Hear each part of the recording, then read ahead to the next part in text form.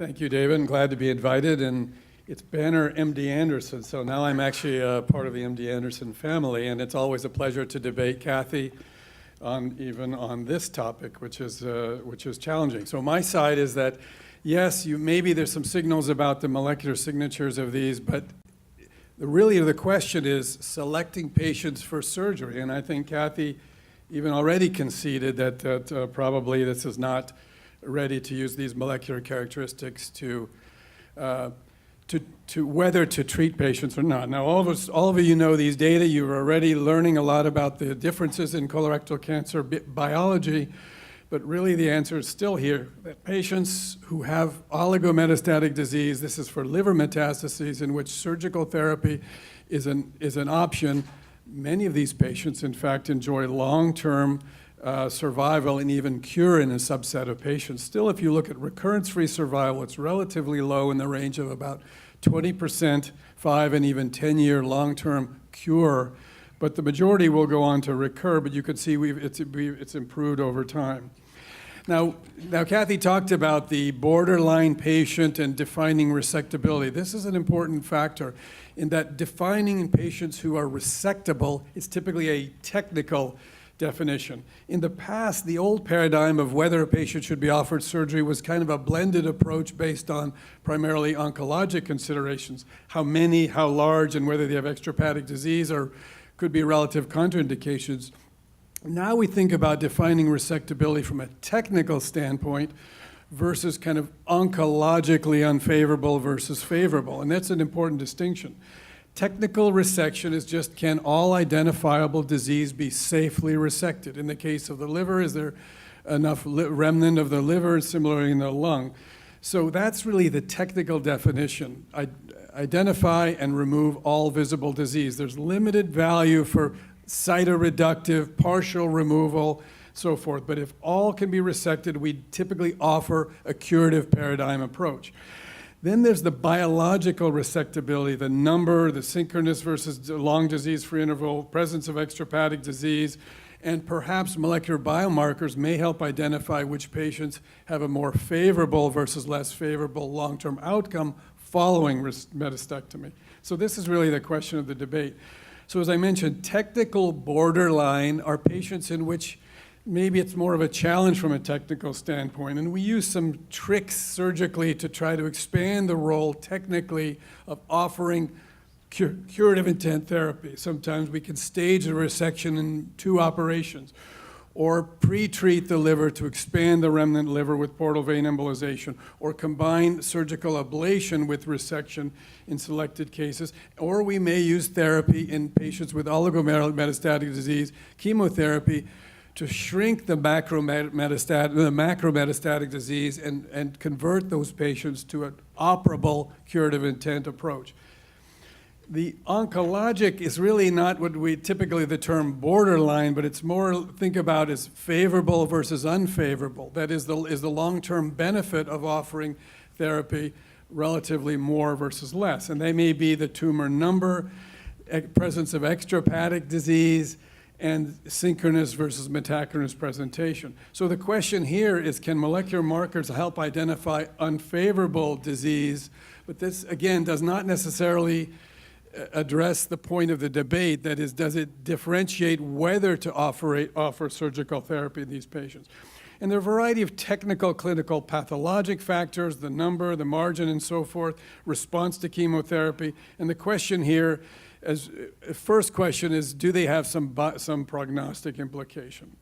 Well, in fact, as Kathy reviewed the data, these are data from Johns Hopkins that first looked at this question of KRAS and BRAF mutation and suggested there was a subtle signal that patients, in this case KRAS mutated, portend a worse prognosis and worse recurrence-free survival.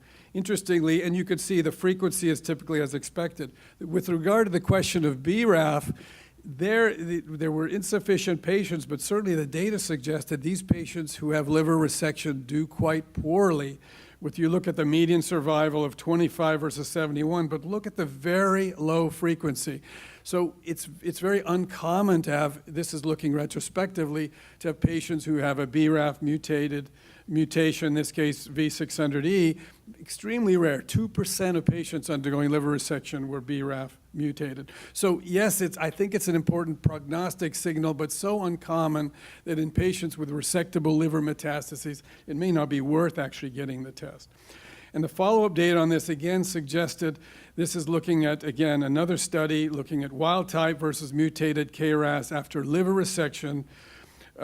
Survival, you're seeing some differences. It potentially is a prognostic variable.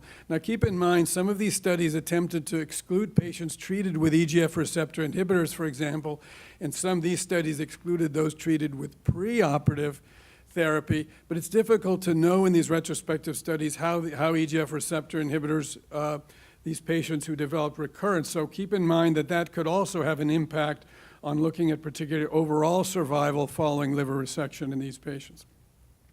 And again, another study looking at right side versus left-sided primary, interestingly, and suggested that in left-sided tumors, there may be a difference in prognostic signal versus those right-sided tumors.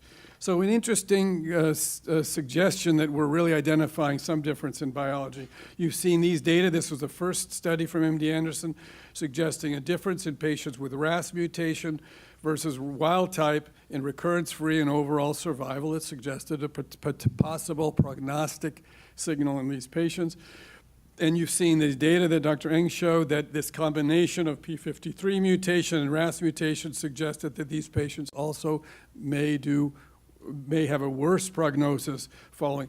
Again, keep in mind that many of these studies were out of MD Anderson group, so we really only have one cohort, and there have been a couple of other, there have been few others that have really corroborated this prognostic signal. You also have to question some of the MD Anderson data. At least we don't really understand why the biology, why would, unless this is certainly a predictive marker, but why would this be a particularly prognostic factor? Here's a study from the same group showing that the local recurrence after ablation, radiofrequency ablation, was higher in KRAS mutated patients. Now, help me understand why the biology of such that even the implication that one needs to ablate with bigger margins in KRAS mutated. Perhaps there's more satellite lesions or some other differences in biology, but it suggests that there's some other factors we don't understand.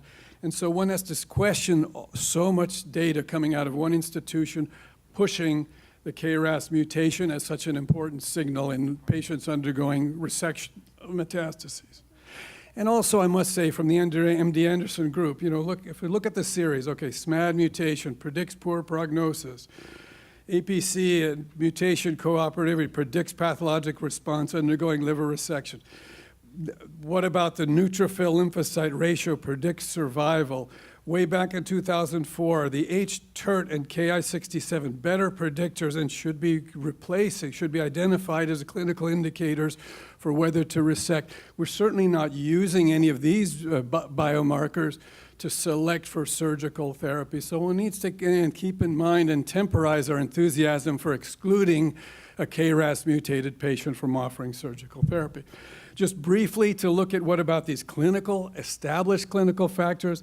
I won't go over them. Tumor number, disease-free interval, preoperative CEA, clearly all are predictive of worse or better prognosis. And in fact, we use these prognostic signals. In fact, Sloan Kettering, decades ago, this clinical risk score combining node-positive status, number of metastases, size, CEA, and so forth, have quite a strong signal of outcomes, recurrence, and disease-free survival following liver resection.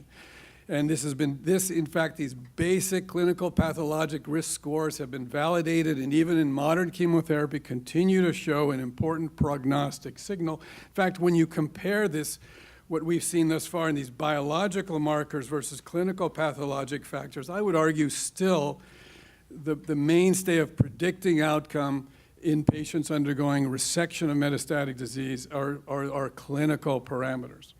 Now, the MD Anderson group also tried to do a blended approach here by combining prognostic factors, and I think that's a reasonable approach. In this study here, the group looked at RAS mutation combined with the size of the metastasis, a node-positive primary tumor, to create a blended score, if you will, to predict outcome. And I think it's certainly a reasonable approach to think about looking at molecular markers to integrate in the prognostic implication. But still, remember the question is whether this should be used to select patients for metastasectomy. Yes, tumor biology rather than technique dictates the prognosis, and our current prognostic biomarkers are insufficient in knowing which patients will do well or will have a high risk of recurrence after metastasectomy. We do need better biomarkers. We have some early signals from some of these molecular biomarkers, and I think it's certainly interesting, but currently these markers are not ready to replace any existing clinical scores. BRAF perhaps may be prognostic, but extremely uncommon in resectable colorectal cancers. So the key question we were asked here is, should any prognostic factors, including the molecular factors, be used to select patients for metastasectomy? I think while we can identify oncologically favorable and unfavorable patients, none of these we use to select or to preclude patients who have potentially resectable disease. So in conclusion, some retrospective studies do suggest a prognostic value of these molecular biomarkers. No molecular marker has been shown to be better at predicting prognosis than even the basic traditional clinical pathologic factors. These factors do not define resectability. Observed differences in mutated KRAS should not impact on the recommendation for metastasectomy in resectable patients.